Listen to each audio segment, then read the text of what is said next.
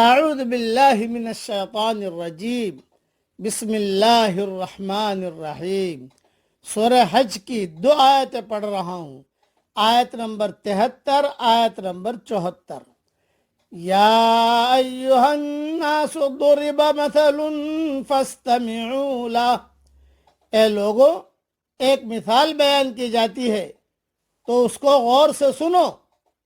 ان الذين تدعون من دون الله لن يخلقوا ذبابا ولو اجتمعوا له، تم لوگ جو اللہ کے سوا جس چیز کو پکارتے ہو وہ ایک مکھی بھی پیدا نہیں کر سکتے، اگرچہ سب کے سب اس کے لیے جمع ہو جائیں۔ وَإِن يَسْلُبْهُمُ الذُّبَابُ شَيْئًا لَّا يَسْتَنقِذُوهُ مِنْهُ، اور اگر مکھی ان سے کچھ چھین لے تو وہ اس کو اس سے چھڑا بھی نہیں سکتے۔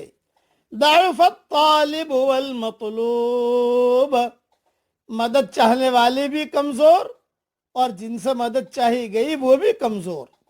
ما قدر اللہ حق قدری، انہوں نے اللہ کی قدر نہ پہچانی جیسا کہ اس کے پہچاننے کا حق ہے۔ ان اللہ لقوی عزیز، بے شک اللہ طاقتور ہے، غالب ہے۔ اب اس کی تشریح سن لیجئے، لیکن دھیان سے سننا۔ یعنی معبودان باطل جن کو تم اللہ کو چھوڑ کر مدد کے لیے پکارتے ہو، یہ سارے کے سارے جمع ہو کر ایک نہایت حقیر سی مخلوق مکھی بھی پیدا کرنا چاہیں تو نہیں کر سکتے۔ اس کے باوجود بھی تم انہی کو اپنا حاجت روا سمجھو تو تمہاری عقل قابل ماتم ہے۔ اس سے یہ معلوم ہوتا ہے کہ اللہ کے سوا جن کی عبادت کی جاتی رہی ہے وہ صرف پتھر کی بے جان مورتیاں ہی نہیں ہوتی تھی، جیسا کہ آج کل قبر پرستی کا جواز پیش کرنے والے لوگ باور کراتے ہیں، بلکہ یہ عقل اور شعور رکھنے والی چیزیں بھی تھی۔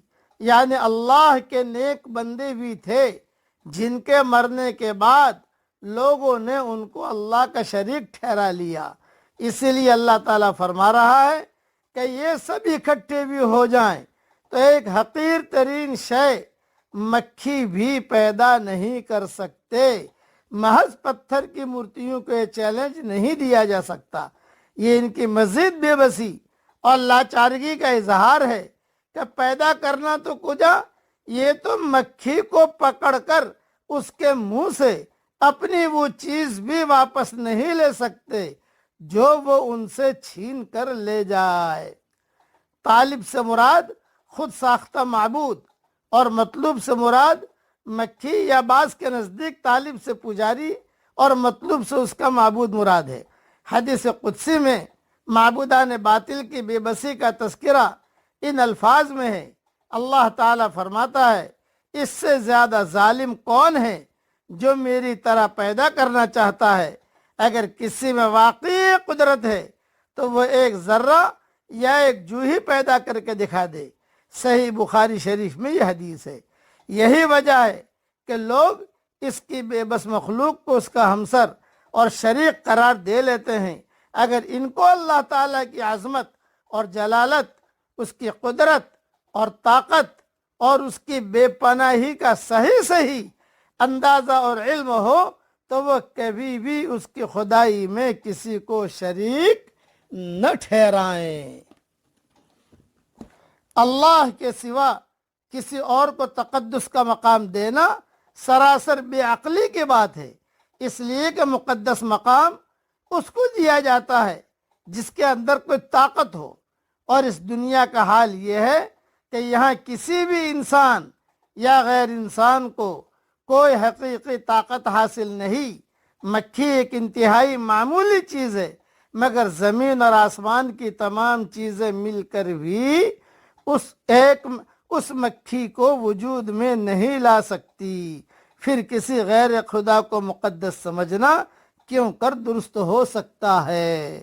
بس لوگ خدا کو مانتے ہیں مگر وہ اس کی عظمت اور قدرت سے بے خبر ہیں۔